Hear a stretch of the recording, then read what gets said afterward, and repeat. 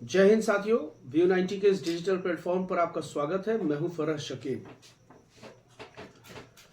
राहुल गांधी कश्मीर से कन्याकुमारी तक, मणिपुर से मुंबई तक यात्राएं कर रहे हैं और वो चाहते हैं कि कांग्रेस को फिर से पुनर्जीवित किया जाए, जो कांग्रेस मृत हो चुकी है।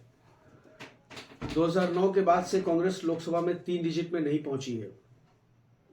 2014 के लोकसभा चुनाव में उसने 44 सीटें जीती और 2019 के लोकसभा चुनाव में उसने 52 सीटें जीती। वो कांग्रेस है जो एक समय में 400 सीटें जीत कर आई थी। लेकिन राहुल गांधी चाहे जितनी मेहनत कर ले, उनके क्षेत्रीय क्षत्रपों ने उनकी पार्टी को गर्त में पहुंचाने की पूरी जिम्मेदारी ले रखी है। उनके जो क्षेत्रीय क्षत्रप हैं, महाराष्ट्र में हो, छत्तीसगढ़ में हो, हिमाचल प्रदेश में हो, मध्य प्रदेश में हो, जहां भी हो, वो पार्टी हित से ज्यादा अपना निजी स्वार्थ उनके लिए मायने रखता है। और ऐसा ही कुछ बिहार में भी नजारा अब देखने को मिल रहा है।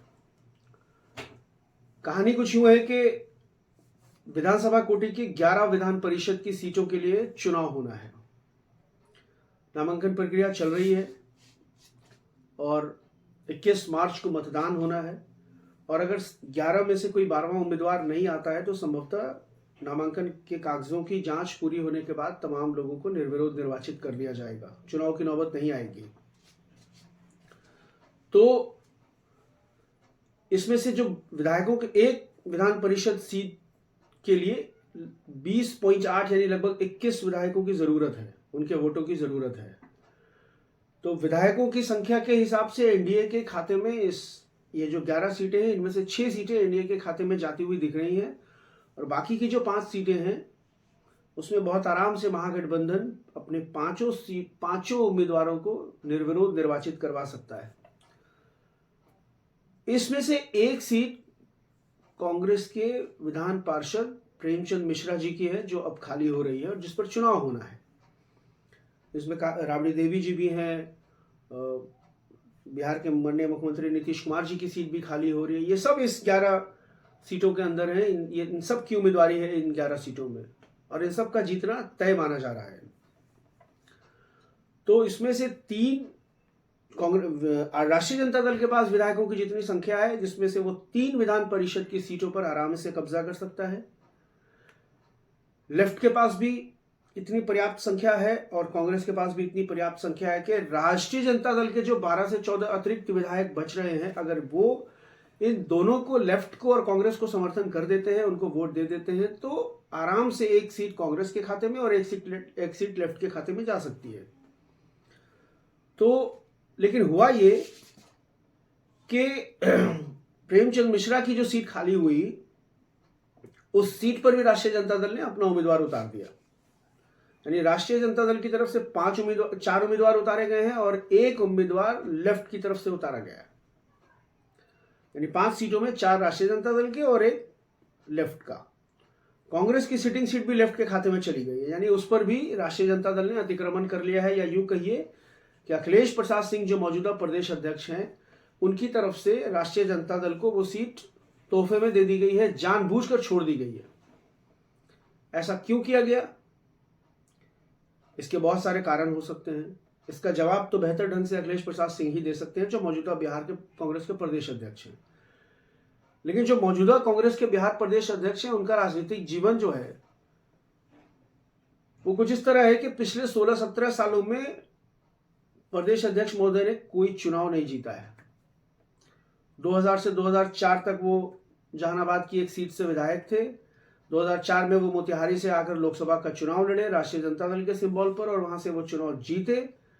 उसके बाद राष्ट्रीय जनता दल यूपीए 2 की सरकार बनी थी और यूपीए 2 की सरकार में वो मंत्री बनाए गए। शरद पवार के जूनियर मंत्री की हैसियत से उन्होंने काम किया। लेकिन उसके बाद 2009 का लोकसभा चुनाव भी उन्होंने मोतिहारी से लड़ा, वो चुनाव हार गए। 2014 का चुनाव उन्होंने मुजफ्फरपुर की सीट से लड़ा, वो चुनाव हार गए। इससे पहले 2015 में कहा जाता है कि वो भोजपुर की तरारी विधानसभा सीट से चुनाव लड़े, विधायक का चुनाव लड़े, वो चुनाव भी हार गए। 2019 में उनके पुत्र आरएलएसपी की सीट पर चुनाव लड़े मोतिहारी से, वो भी हार गए। कहा जाता है उनकी पत्नी भी चुनाव हार गई थी, एक बार कहीं से उन्होंने चुनाव लड़ा था।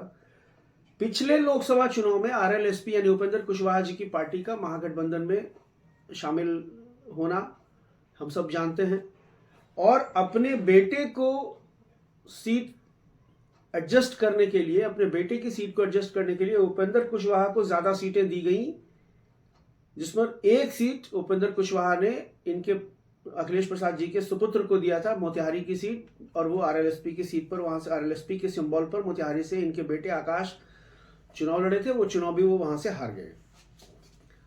अब उसके बाद इस बीच उनको 2018 में 15 मार्च 2018 को उनको राज्यसभा भेज दिया गया।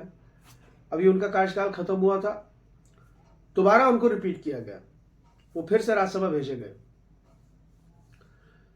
लेकिन संगठन के मुखिया के तौर पर उनकी कार्यशैली जो है उस पर बहुत गंभीर सवाल अक्सर उठाए जाते रहे। और अभी जो हुआ है, ये विधान परिषद की सीट वाला मामला जो है, जो प्रेमचंद मिश्रा जी की सीट किसी और के खाते में डाली गई है, वो सीट आराम से कांग्रेस अपने हिस्से में रख सकती थी। 17 विधायक कांग्रेस के इस वक्त हैं, 19 थे, 2 उस पाले में चले गए हैं, 17 विधायक हैं। 21 विधायकों की जरूरत थी वोटिंग की सूरत में, और वो विधायक राष्ट्रीय जनता दल से इधर आकर के उस कमी को पूरा कर सकते थे। और प्रेमचंद मिश्रा को रिपीट नहीं करना था तो कोई दूसरे डिवोटी कार्यकर्ता को विधान परिषद में भेजा जा सकता था, कांग्रेस के सिंबल पर, कांग्रेस की सीट पर। लेकिन ऐसा हुआ नहीं। इस मामले को लेकर के तो वैशाली जिले की राजापाकर विधानसभा सीट से जीत कर आने वाली कांग्रेस की महिला विधायक प्रतिमा दास ने जो है अखिलेश प्रसाद सिंह के खिलाफ मोर्चा खोल दिया है। मामला दिल्ली तक पहुंच गया है, अखिलेश प्रसाद सिंह दिल्ली बुलाए गए हैं। और इन सब में एक बड़ी भूमिका संगठन प्रभारी की भी है, मोहन प्रकाश जी की। जब से मोहन प्रकाश जी यहां बिहार के संगठन प्रभारी बनाए गए हैं, मुझे नहीं लगता, मेरी जानकारी में कोई ऐसी बात नहीं है कि कभी संगठन प्रभारी महोदय ने आकर के सदाकत आश्रम में कोई मीटिंग की हो, कांग्रेस के कार्यकर्ताओं से, जमीनी कार्यकर्ताओं से कोई संवाद किया हो, किसी जिले का दौरा किया हो।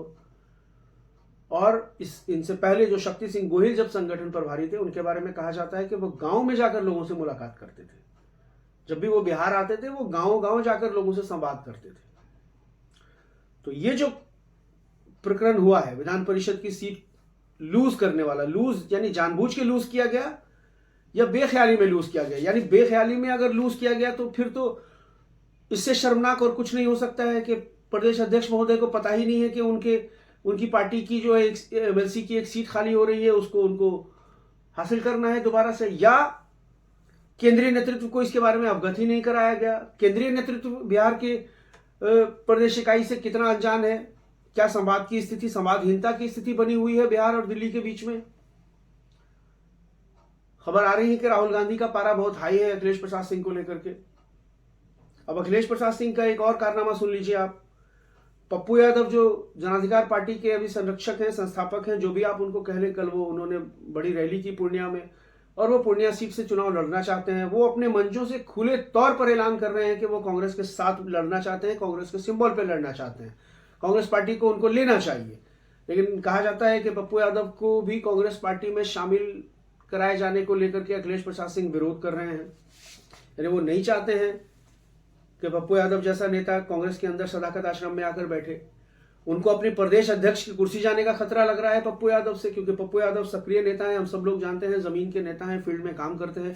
और इस वक्त पप्पू यादव की छवि अजीत सरकार हत्याकांड से बाहर निकलकर काफी हद तक बहुत बेहतर हो चुकी है आम जनता की नजर में।